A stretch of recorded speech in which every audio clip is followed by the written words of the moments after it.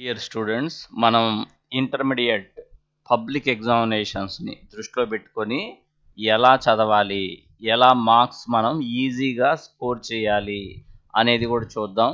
ఇప్పుడు మనం సెకండ్ ఇయర్ని దృష్టిలో పెట్టుకుంటే ఫస్ట్ 2 మార్క్స్ క్వశ్చన్స్, ఆ తర్వాత 4 మార్క్స్ క్వశ్చన్స్, ఆ తర్వాత 8 మార్క్స్ క్వశ్చన్స్. 2 మార్క్స్ క్వశ్చన్స్ అనేవి ఎందులో వస్తాయో మీరు అబ్జర్వ్ చేయండి ఒకసారి.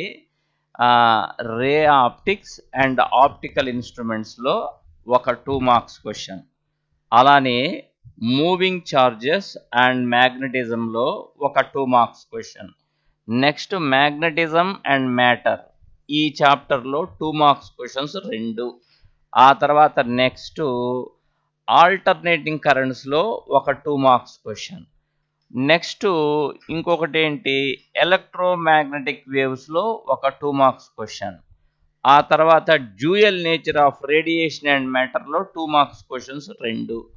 ఇవి కనుక మనం ఇంకొక 2 marks question semiconductors and డివైజెస్లో ఒక 2 మార్క్స్ క్వశ్చన్, కమ్యూనికేషన్ సిస్టమ్స్లో ఒకటి, ఓవరాల్గా మనం 20 మార్క్స్ స్కోర్ చేయొచ్చు అనమాట. ఇలా 2 మార్క్స్ క్వశ్చన్స్ అన్నీ నేర్చుకున్న తర్వాత 4 తర్వాత 8 ఇలా నేర్చుకొని కూడా మనం ఎగ్జామినేషన్ పాయింట్ ఆఫ్ వ్యూలో మ్యాక్సిమం మార్క్స్ స్కోర్ చేయొచ్చు. నేనేం చేస్తానంటే ఫస్ట్ ఒక సిరీస్ లాగా 2 మార్క్స్ క్వశ్చన్స్ ఎక్స్ప్లెయిన్ చేస్తా. మీరు మినిమం ఎలా పాస్ కావాలి, ఎలా మార్క్స్ తెచ్చుకోవాలి అనే వాళ్లకు యూజ్ఫుల్గా ఉంటుంది. కాబట్టి 2 మార్క్స్ క్వశ్చన్స్ నేర్చుకోండి, సింపుల్గా ఉంటాయి. ఆ తర్వాత 4 మార్క్స్ క్వశ్చన్స్ నేర్చుకోవచ్చు.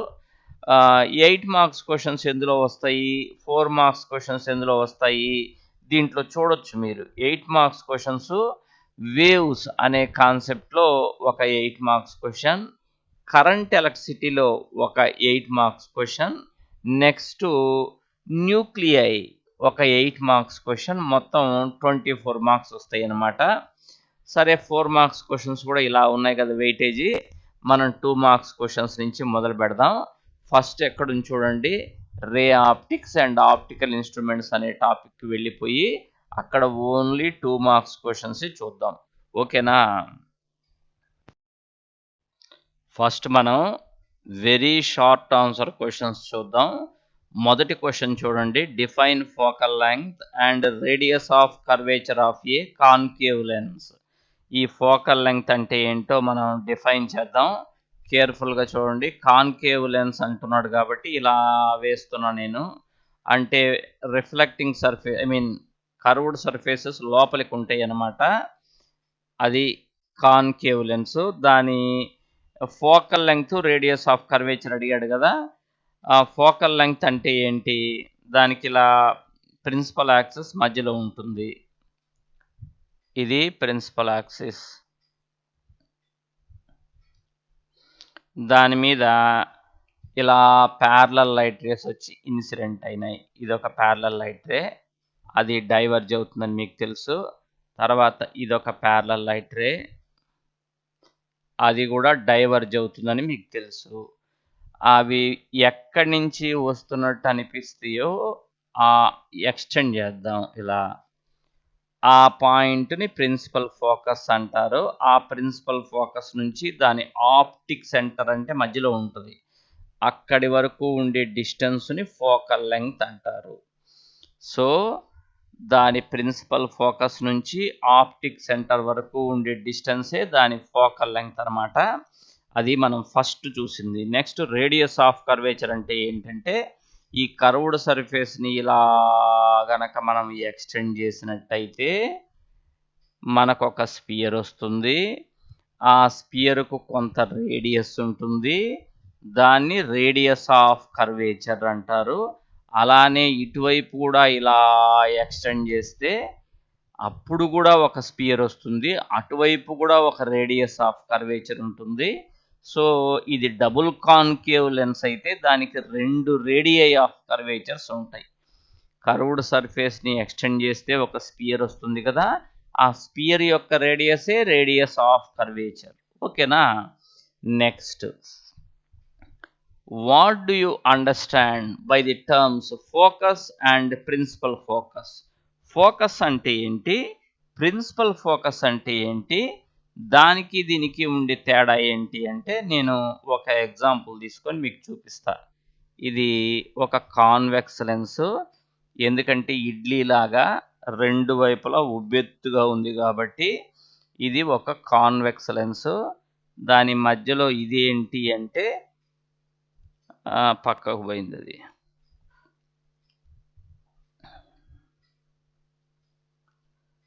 మరలా స్ట్రైట్గా రాలేదు కదా, మరలా చూద్దాం.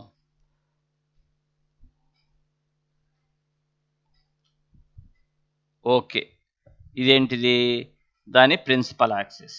మరి దాని మీద లైట్ రేస్ ప్యారలల్గా వచ్చి ఇన్సిడెంట్ అయినాయి. ఇదిగో ఇట్లా ఒక లైట్ రే వచ్చింది. ఓకే, నెక్స్ట్ ఇలా ఒక లైట్ రే వచ్చింది. ఇవి ప్యారలల్ లైట్ రేస్. మీరు గమనించాల్సింది ఏంటంటే ఈ లైట్ రేస్ ఒకదానికొకటి ప్యారలల్గా ఉన్నాయి, కానీ ఈ ప్రిన్సిపల్ యాక్సిస్కి ఏమీ ప్యారలల్గా లేవు అవి. అలాంటి లైట్ రేస్ ఏదో ఒక పాయింట్ దగ్గర మీట్ అవుతాయి కదా, అవి ఏ పాయింట్ దగ్గర అయితే మీట్ అయినాయో ఆ పాయింట్ని ఫోకస్ అంటారు. సో లెన్స్ మీద ప్యారలల్ లైట్ రేస్ వచ్చి ఇన్సిడెంట్ అయినప్పుడు అవి ఏ పాయింట్ దగ్గర అయితే మీట్ అవుతాయో ఆ పాయింట్ని ఫోకస్ అంటారు. మరి ప్రిన్సిపల్ ఫోకస్ అంటే ఏంటి? ఆ ప్రిన్సిపల్ ఫోకస్ అంటే ఇప్పుడు చూపిస్తా. ఇది కాన్వెక్స్ లెన్స్ కదా, ఉబ్బెత్తుగా ఉంటే కాన్వెక్స్ లెన్స్, మధ్యలో ప్రిన్సిపల్ యాక్సిస్ ఇలా వేశాను. దాని మీద లైట్ రేస్ అనేవి ఇన్సిడెంట్ అవుతున్నాయి. ఇది ఒక లైట్ రే, ఇది ఇంకొక లైట్ రే. ఇవి కూడా ప్యారలల్ లైట్ రేసే. అయితే దానికి దీనికి ఉన్న తేడా ఏంటంటే లైట్ రేస్ ప్యారలల్గా ఉన్నాయి, కానీ ఇందాక ప్రిన్సిపల్ యాక్సిస్కి ఏం ప్యారలల్గా లేవు. ఇక్కడ మాత్రం లైట్ రేసు ప్రిన్సిపల్ యాక్సిస్కు ప్యారలల్గా ఉన్నాయి. ఆ లైట్ రేస్ అన్నీ కూడా ఒక పాయింట్ దగ్గర మీట్ అవుతాయి.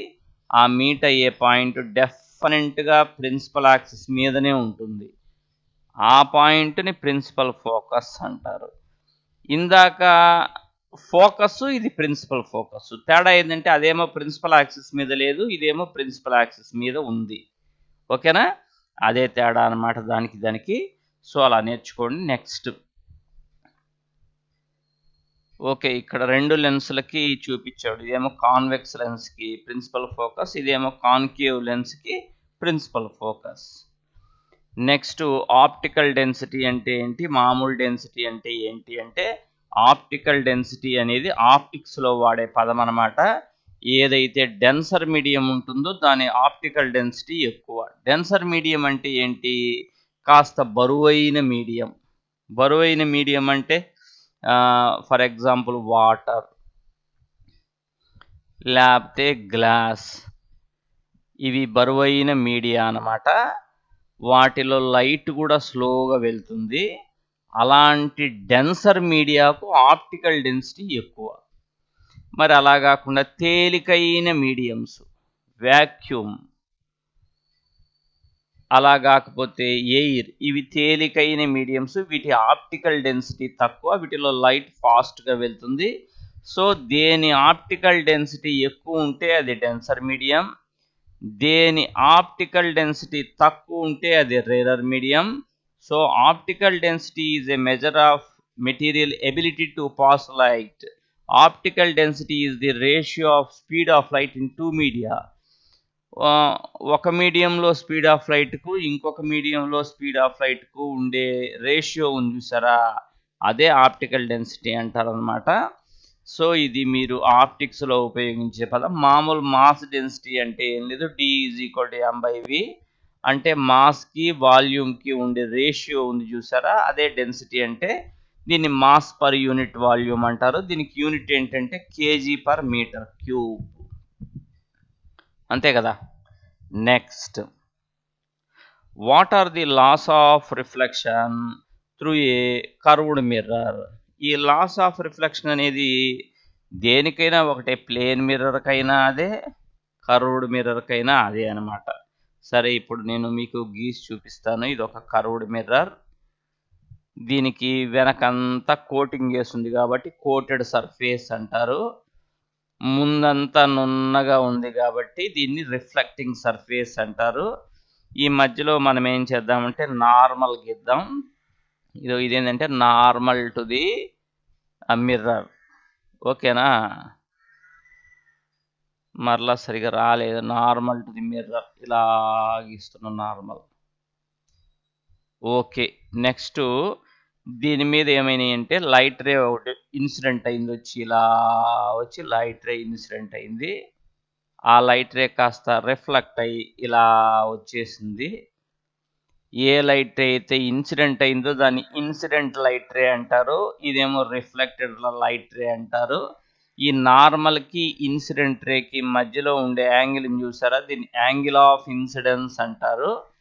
అలానే నార్మల్కి రిఫ్లెక్టెడ్ రేకి మధ్యలో ఉండే యాంగిల్ని యాంగిల్ ఆఫ్ రిఫ్లెక్షన్ అంటారు. ఇప్పుడు ఇక్కడ లాస్ ఆఫ్ రిఫ్లెక్షన్ అని అడిగాడు చూసావా, ఇది ప్లేన్ మిర్రర్కైనా కర్వ్డ్ మిర్రర్కైనా రెండిటికి కూడా ఈ లాస్ ఆఫ్ రిఫ్లెక్షన్ అనేవి రెండే ఉంటాయి. ఏంటవి రెండే? First point, angle of incidence ఎంత ఉంటుందో యాంగిల్ ఆఫ్ రిఫ్లెక్షన్ కూడా అంతే ఉంటుంది. అది ఫస్ట్ లా. రెండోది incident ray, normal, reflected ray, ఈ మూడు ఒకే ప్లేన్లో ఉంటాయి. అంటే మూడింటిని నేను ఈ బోర్డు మీద గీయగలిగాను కదా. ఏమన్నా ఒకటి నా వైపు ఉంటే గీయలేను, కానీ మూడింటిని ఒకే బోర్డు మీద గీయగలిగానుగా. So incident ray, normal, reflected ray ఈ మూడు ఒకే ప్లేన్లో ఉంటాయి. ఈ రెండే లాస్ ఆఫ్ రిఫ్లెక్షన్. అంటే ఇవి కర్వ్డ్ మిర్రర్స్కైనా ప్లేన్ మిర్రర్స్కైనా ఒకే laws. Next power of a lens. What is its unit? Power of a lens అంటే ఇక్కడ చూపించాడు, కొంచెం జాగ్రత్తగా చూడండి, పెద్ద చేసి చూద్దాం మనం. లైట్ రే ఇలా వచ్చి లెన్స్ మీద పడింది కదా, అది వెళ్ళాల్సిన దారిలో వెళ్లకుండా డీవియేట్ అయింది కదా. ఎంత యాంగిల్ గుండా డీవియేట్ అయిందంటే సమ్ డెల్టా యాంగిల్ గుండా డీవియేట్ అయింది. గమనించారా మీరు? ఇక్కడ డెల్టా ఉంటే ఇక్కడ కూడా డెల్టానే ఉంటుంది. ఎంత యాంగిల్ గుండా అయితే డీవియేట్ అయిందో దాని యొక్క టాంజెంట్, అంటే డెల్టా యాంగిల్ గుండా డీవియేట్ అయింది కదా, టాన్ డెల్టా, దాన్నే పవర్ అంటారు, టాన్ డెల్టా. సో పవర్ ఎంత అంటే power is nothing but P is equal tan delta అని చెప్పాలి. డెల్టా ఏంటి? అది ఏ మార్గంలో అయితే వెళ్ళాలో ఆ మార్గంలో వెళ్లకుండా ప్రక్కకు డీవియేట్ అయింది కదా లెన్స్ మీద పట్టడం వల్ల.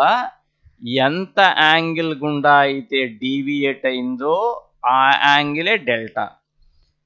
దాని యొక్క టాంజెంట్ని పవర్ అంటారు అనమాట. ఈజ్ ఈక్వల్ టు, ఇక్కడ కనుక చూస్తే ఇది డెల్టా అయితే ఇది కూడా డెల్టానే. అప్పుడు ఈ హైట్ హెచ్ అనుకోండి, ఇది ఎడిదిరిగి ఫోకల్ లెంగ్త్ అని మీకు తెలుసు. సో ఇది opposite side by adjacent side కాబట్టి h/f. So P is equal to h/f అనేది ఫార్ములా. ఒకవేళ గనక h 1 అయితే అప్పుడు P is equal to 1/f అవుతుంది. కాబట్టి h 1 అయ్యేటట్టుగానే తీసుకుంటారు. సో కాబట్టి పవర్కి ఫార్ములాలు రెండు ఉన్నాయి. P is equal to 1/f అనేది ఒక ఫార్ములా అయితే ఇక్కడ f మీటర్స్లో ఉండాలి. P is equal to 100/f అనేది ఇంకొక ఫార్ములా. ఇక్కడ f అనేది సెంటీమీటర్స్లో ఉండాలి. రెండు గుర్తుపెట్టుకోండి మీరు. కాబట్టి పవర్కి formula P is equal to tan delta అని ఒకటి చెప్పాను, ఇదేం మనకు ఉపయోగపడదు. ఈ రెండు మనకు ఉపయోగపడతాయి. P is equal to 1/f, f మీటర్స్లో ఉండాలి. P is equal to 100/f, f సెంటీమీటర్స్లో ఉండాలి. ఓకేనా? దీనికి డెఫినేషన్ ఏంటి అంటే ఫోకల్ లెంగ్త్ యొక్క రెసిప్రోకల్నే పవర్ అంటారు. 1/n అని వస్తే రెసిప్రోకల్ అని మీకు తెలుసు కదా. సో నేను డెఫినేషన్ ఇక్కడ రాస్తున్నాను, మీరు కూడా ఇలానే రాయండి. ఏమని? The reciprocal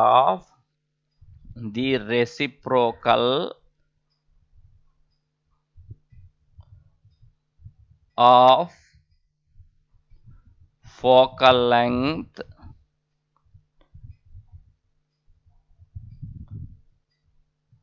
is called power.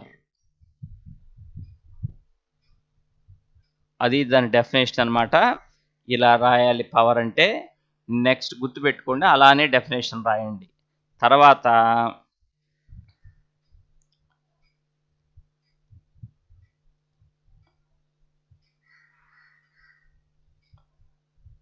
ఇది ఉంది చూసారా, ఈ పవరు, దీనికి సంబంధించి ఎస్ఐ యూనిట్స్ ఏంటంటే డయాఫ్టర్. పవర్కి యూనిట్ ఏంటి అంటే డయాఫ్టర్. మీకు దాని మీద చిన్న చిన్న ప్రాబ్లమ్స్ ఇస్తాడు, అవి చేయగలిగి ఉండాలి. ఎలా ఉంటాయంటే ప్రాబ్లమ్స్, ఒక లెన్స్ ఉంది, దాని పవరు -2 డయాఫ్టర్స్, అయితే దాని ఫోకల్ లెంగ్త్ ఎంత అని ఇస్తాడు. అదేదో పెద్ద ప్రాబ్లం అయినట్టు మీరు ఫీల్ కాకూడదు. ఒక లెన్స్ ఉంది, దాని పవర్ -2 డయాఫ్టర్స్, ఫోకల్ లెంగ్త్ ఎంత. పవర్కి యూనిట్ డయాఫ్టర్ అని చెప్పాను కదా నేను. అప్పుడు నువ్వేం చేయాలంటే P = 100/f అని వేసుకో ఫార్ములా. నిన్ను అడిగింది F కాబట్టి Fని ఇటు Pని ఇటు తీసురా. F = 100/P అవుతుంది. అప్పుడు 100/P అంటే -2 కాబట్టి యూనిట్ అవసరం లేదు, -2 వేస్తే చాలు. క్యాన్సిల్ చేస్తే -50 సెంటీమీటర్స్. కాబట్టి ఫోకల్ లెంగ్త్ ఎంత అని కదా వాడు అడిగాడు. -50 సెంటీమీటర్స్ అని చెప్పు. అది ఏ లెన్స్ అని అడిగితే ఖచ్చితంగా అది కాన్కేవ్ లెన్స్. ఎలా తెలుసు నాకు? కాన్కేవ్ లెన్స్ అయితేనే ఫోకల్ లెంగ్త్ మైనస్ ఉండేది. ఓకేనా? అలా కాకుండా ఇంకో క్వశ్చన్ అడుగుతాడు. ఒక లెన్స్ ఉంది, దాని ఫోకల్ లెంగ్త్ 25 సెంటీమీటర్స్, దాని పవర్ ఎంత? అప్పుడు ఏం చేస్తావు నువ్వు? P = 100/f అని ఫార్ములా వేయి. = 100/25 = 4 డయాఫ్టర్స్. అది ఏ లెన్స్ అని అడిగితే ఖచ్చితంగా కాన్వెక్స్ లెన్స్. అది ఎలా చెప్పగలనంటే, కాన్వెక్స్ లెన్స్ అయితేనే ఫోకల్ లెంగ్త్ కానీ పవర్ కానీ ప్లస్ వచ్చేది. ఇక్కడ ప్లస్ ఉన్నట్టే కదా. కాన్కేవ్ లెన్స్ అయితే పవరు మైనసే, ఫోకల్ లెంగ్త్ కూడా మైనసే. సో ఇప్పుడు మీకు పవర్ అంటే తెలిసిపోయింది, దానికి యూనిట్ డయాఫ్టర్ అని కూడా తెలిసిపోయింది. Next question. A concave mirror of focal length 10 centimetre is placed at a distance of 35 centimetres from a wall. How far from the wall should an object be placed so that its real image is formed on the wall? Okay, ఇదేంటిది? Image distance ఇచ్చాడు. ఏ lens ఇది? ఒక concave mirror. Concave mirror అంటే అసలు ఎలా ఉంటుంది? ఇలా ఉంటుంది. కాన్కేవ్ అంటే లోపలికి ఉంటుంది అనమాట. ఇక్కడెక్కడో వస్తువు ఉంది, దాని నుంచి లైట్ రే వెళ్ళింది, ఇక్కడెక్కడో పోయి ఇమేజ్ పడింది. ఇది ఇమేజ్, ఇది ఆబ్జెక్ట్. ఓకేనా? ఇమేజ్ డిస్టెన్స్ని V అంటారు కదా, దాని నుంచి అది ఇచ్చాడు. ఎంత? -35. ఇమేజ్ డిస్టెన్స్ -35ని ఇచ్చాడా అంటే 35ని ఇచ్చాడు. మైనస్ ఎందుకు పెట్టుకున్నామంటే, ఎప్పుడైనా సరే లైట్ రేస్ ఎటైతే వెళ్తున్నాయో ఇటు కదా లైట్ రేస్ వెళ్ళేది, దానికి ఆపోజిట్ డైరెక్షన్లో మెజర్ చేస్తే డిస్టెన్స్, ఆ డిస్టెన్స్ మైనస్ కాబట్టి V = -35. ఫోకల్ లెంగ్త్ ఎంత? ఫోకల్ లెంగ్త్ ఎప్పుడు -10 సెంటీమీటర్స్. ఎందుకనంటే ఫోకల్ లెంగ్త్ వాడు 10 అని ఇచ్చినా కూడా ఇది కాన్కేవ్ మిర్రర్ కదా, మరి ఇక్కడ ఉంటుంది దీని ఫోకస్. నువ్వు ఆ డిస్టెన్స్ ఎప్పుడు కూడా ఇటు నుంచి కొలవాలి, ఇటు వెనక్కి కొలవాలి. ఇక్కడ ఆప్టిక్ సెంటర్ ఉంటుంది కదా, అన్ని డిస్టెన్స్లో ఆప్టిక్ సెంటర్ నుంచి, లేదా పోల్ అంటారు దాన్ని, పోల్ నుంచే మెజర్ చేయాలి. పోల్ నుంచి ఇటు రివర్స్ మెజర్ చేస్తున్నావు కదా, రివర్స్ మెజర్ చేసే డిస్టెన్స్లన్నీ మైనస్సేను కాబట్టి మైనస్. V ఇచ్చాడు, F ఇచ్చాడు. Mirror formula 1/f = 1/u + 1/v. 1/f = 1/u + 1/v. నీకేం కావాలి? ఇక్కడ u కావాలి కదా. 1/u = 1/f - 1/v వేయాలి. అప్పుడు 1/f అంటే -10 - 1/v అంటే -35. అప్పుడు -1/10 + 1/35 అవుతుంది. ఓకేనా? దీనికి రెండిటికి LCM తీసుకుంటే 70 అవుతుంది. 10 ఏళ్ళ -7 + 35 2s -5/7 70 వచ్చిందనమాట. ఏది 1/u. u ఎంత అంటే u ఈజ్ ఈక్వల్ టు 70/-5 అవుతుంది. అప్పుడు ఎంత అవుతుంది చెప్పండి? 70/-5 అంటే -14 సెంటీమీటర్లు. అంతేనా? 7 5 10 50 5 4 సరిపోయిందిలే. -14 సెంటీమీటర్స్ u వచ్చేసింది. సో u డిస్టెన్స్ మనకు తెలిసిపోయింది. u ఎంత అంటే the distance of the object from the wall. Wall ఎంత దూరంలో ఉందంటున్నాడు అంటే 21. ఎందుకనంటే ఇక్కడెక్కడో వాల్ ఉంది కదా, ఇది వాలు. మనం కనుక్కుంది ఈ డిస్టెన్స్, ఇది వచ్చింది మనకి ఎంతని 14. ఇక్కడి నుంచి ఇక్కడికి ఎంత ఉంది? 35 ఇచ్చిన ఉన్నాడు. కాబట్టి ఇదిగో ఇక్కడి నుంచి ఈ డిస్టెన్స్ ఎంత అన్నప్పుడు 35లో నుంచి ఈ 14 తీసేసి 21 సెంటీమీటర్స్ వాల్ డిస్టెన్స్ అని చెప్పాలన్నమాట. చిన్న ప్రాబ్లం, ఏదేం కష్టమేం కాదు. Next, a concave mirror produces an image of long vertical pin placed 40 centimeters from the mirror at the position of the object. Find the focal length of the mirror. Okay, ఇప్పుడు a mirror అది? Concave mirror అంటున్నాడు కాబట్టి మరలా అదే రకంగా concave mirror వేద్దాం. ఇలా మధ్యలో దానికి కూడా ప్రిన్సిపల్ యాక్సిస్ వేద్దాం. ఓకే, ఇప్పుడు ఇదేంటిది? Concave mirror produces a long vertical pin placed 40. ఒక వస్తువుని ఎంత దూరంలో పెట్టామంటే 40 సెంటీమీటర్స్. అంటే u is equal to -40. Concave mirror కదా, u is equal to -40. Sir minus ఎందుకు పెడుతున్నారు సార్ మీరంటే, లైట్ రేస్ అనేవి ఇట్లా వెళ్తాయి, మనం కొలిచే డిస్టెన్స్ ఇలా రివర్స్ ఉంటుంది. ఎందుకంటే అన్ని డిస్టెన్స్ని ఇటు నుంచే కొలవాలి, దీని నుంచే కొలవాలి. కాబట్టి నేను మైనస్ పెట్టాను. ఇమేజ్ కూడా అక్కడే వచ్చిందట, కాబట్టి v ఈజ్ ఈక్వల్ టు కూడా -40నే పెట్టాను. f ఎంతో కనుక్కోమన్నాడు. 1/f is equal to 1/u plus 1/v అని నీకు తెలుసు కాబట్టి -1/40 ప్లస్ -1/40 ఆ రెండు యాడ్ చేస్తే -2/40 అవుతుంది. అప్పుడు f is equal to -20 centimetres వస్తుందన్నమాట. అంటే అర్థం ఏంటి? ఫోకల్ లెంగ్త్ ఎంత అంటే మైనస్ ఎందుకు వచ్చిందంటే అది కాన్కేవ్ మిర్రర్ అని చెప్పడానికి వచ్చింది. ఇలా మైనస్తో సహా ఉంచినా తప్పులేదు, ఇలానే ఉంచాలి.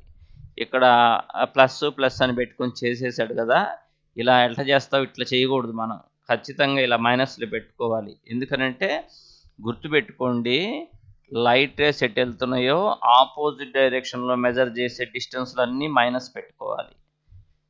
సైన్ కన్వెన్షన్ అంటే అదే కదా. Next, a small angled prism అంటున్నాడు కదా.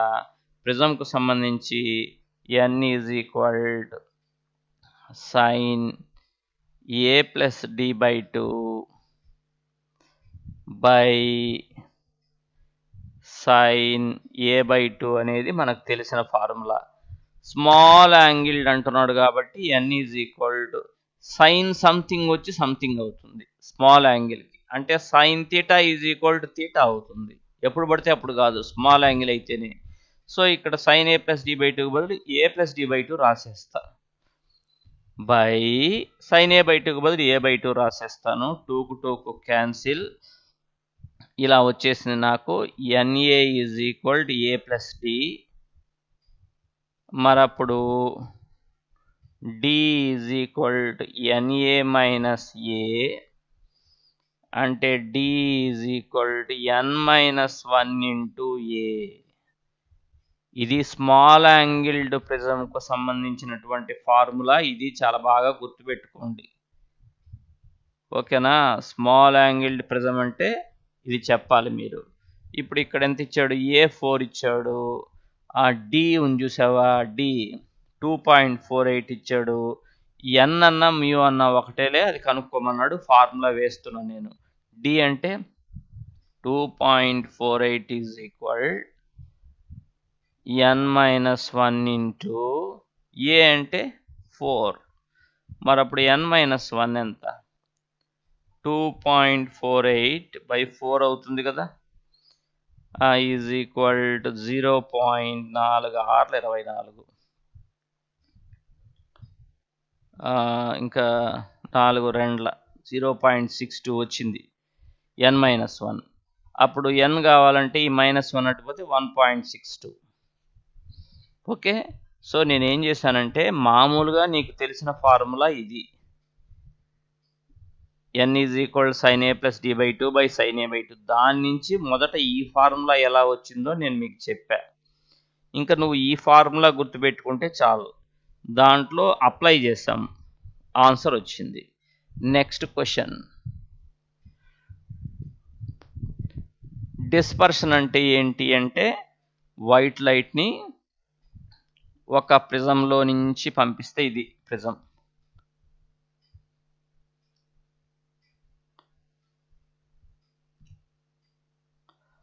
వైట్ లైట్ని ఒక ప్రిజంలో నుంచి గనక ఇలా పంపించినట్టయితే ఆ వైట్ లైట్ కాస్త 7 కలర్స్గా స్ప్లిట్ అయిపోతుంది. ఇలా 7 కలర్స్గా స్ప్లిట్ అయిపోయే ఫినామినా ఏదైతే ఉందో దాన్ని డిస్పర్షన్ ఆఫ్ లైట్ అంటారు. ఇది రెడ్ కలరు, ఇది వైలెట్ కలరు, మిగిలిన విబ్జిఆర్ కలర్స్ అన్ని మధ్యలో ఉంటాయి. ఇది వైట్ కలరు. వైట్ కలర్ అనేది మిక్స్చర్ ఆఫ్ 7 కలర్స్ అన్నమాట. ఈ కలర్స్ అన్నిటిలోకి తక్కువగా వంగే రంగు రెడ్ కలర్, అంటే దానికి డీవియేషన్ తక్కువ. ఎక్కువగా వంగే రంగు వైలెట్ అన్నమాట, డీవియేషన్ ఎక్కువ. ఇలా 7 కలర్స్గా స్ప్లిట్ అవ్వటమే డిస్పర్షన్ ఆఫ్ లైట్ అంటే. ఓకేనా? నెక్స్ట్,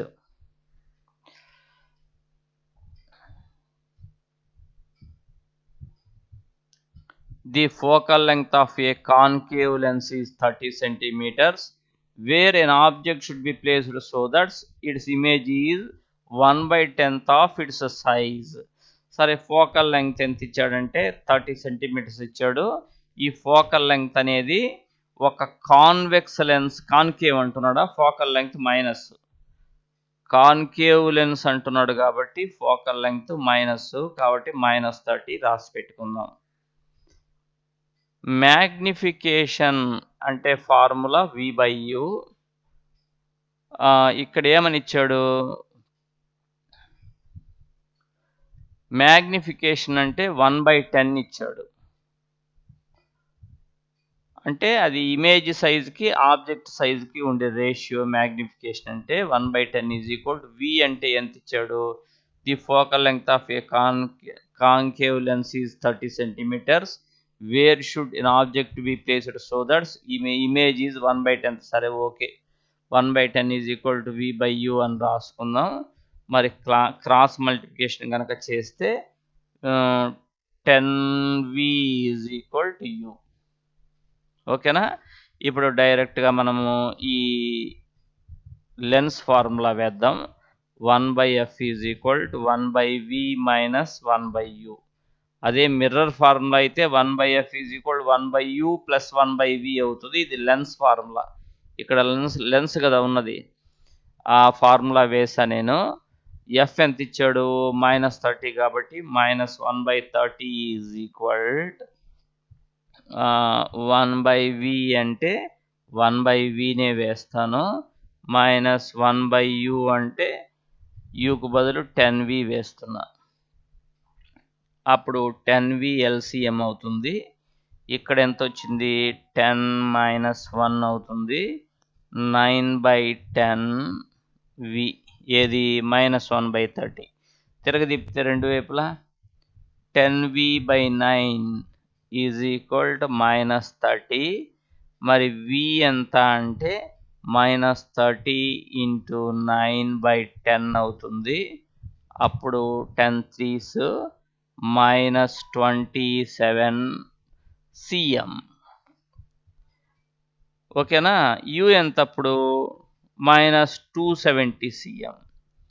అంతేగా, దీంట్లో సబ్స్టిట్యూట్ చేస్తే -270నేగా. ఇలా చేయాలి. ఇవి ఇలా డైరెక్ట్గా ఫార్ములాలు తెలియకపోయినా నీకు తెలియాల్సిన ఫార్ములా ఏంటంటే ఎఫ్ ఫస్ట్ -30 పెట్టుకో. ఎప్పుడైనా సరే కాన్వెక్స్ లెన్స్కి అయితే ఇట్లా ఇడ్లీ లాగా ఉండే కాన్వెక్స్ లెన్స్కి అయితే ఫోకల్ లెంగ్త్ పాజిటివ్, ఇలా ఉండే లెన్స్కి అయితే ఫోకల్ లెంగ్త్ నెగటివ్. కాబట్టి ఇక్కడ నేను నెగటివ్ పెట్టుకున్నా. మ్యాగ్నిఫికేషన్ ఫార్ములా V/U, ఇది లెన్సెస్కి అయితే. మిర్రర్స్కి అయితే -V/U, అది కూడా గుర్తుపెట్టుకోండి. మ్యాగ్నిఫికేషన్ అంటే ఇక్కడ ఇచ్చింది magnification.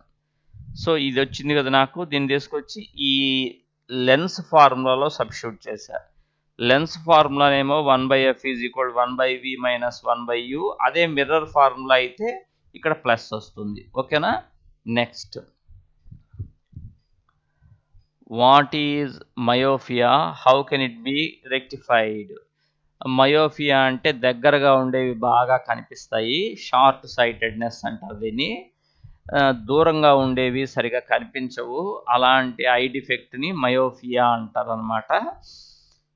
Okay, this defect image ఎక్కడ ఫామ్ అవ్వాలి? యాక్చువల్గా రెటీనా మీద కదా ఫామ్ అవ్వాల్సింది, కానీ ఇలాంటి ఐ డిఫెక్ట్ ఉండే వాళ్ళకి ఇమేజ్ రెటీనా కంటే ముందే ఫామ్ అవుతుంది. చూడు, రెటీనా మీద ఫామ్ కాల, రెటీనా కంటే ముందే ఫామ్ అయిందనమాట. ఈ ఐ డిఫెక్ట్ని రెక్టిఫై చేయాలంటే సూటబుల్ కాన్కేవ్ లెన్స్ని కళ్ళద్దాలుగా వాడాలి. కాన్కేవ్ లెన్స్ని అద్దాలుగా వాడాలన్నమాట. Concave lens of suitable focal length. So myopia అంటే దగ్గరవి బాగా కనిపిస్తాయి కాబట్టి షార్ట్ సైట్నెస్, దూరంవి సరిగా కనిపించవు. Okay, point number 1, image retina మీద ఫామ్ కాదు, రెటీనా కంటే ముందు in front of the retina form అవుతుంది. పాయింట్ నెంబర్ 2, మన కంటి యొక్క ఫోకల్ లెంగ్త్ మారుతుంటుంది. 2.27 నుంచి 2.5 మధ్యలో కంటి ఫోకల్ లెంగ్త్ మారుతుంటుంది. దీన్ని అకామిడేషన్ ఆఫ్ ఐ అంటారు. ఈ డిఫెక్ట్ ఉండే వాళ్లకు maximum focal length 2.5, minimum focal length 2.27 ఉండకుండా మ్యాక్సిమం ఫోకల్ లెంగ్త్ 2.5 కంటే తక్కువ ఉంటుంది, మినిమం ఇంతే ఉంటుంది. అర్థమవుతుందా? అప్పుడు మయోఫియా అంటారనమాట. దీనికి ఏమి యూస్ చేయాలంటే concave lens of suitable focal లెంగ్త్ని యూస్ చేయాలి.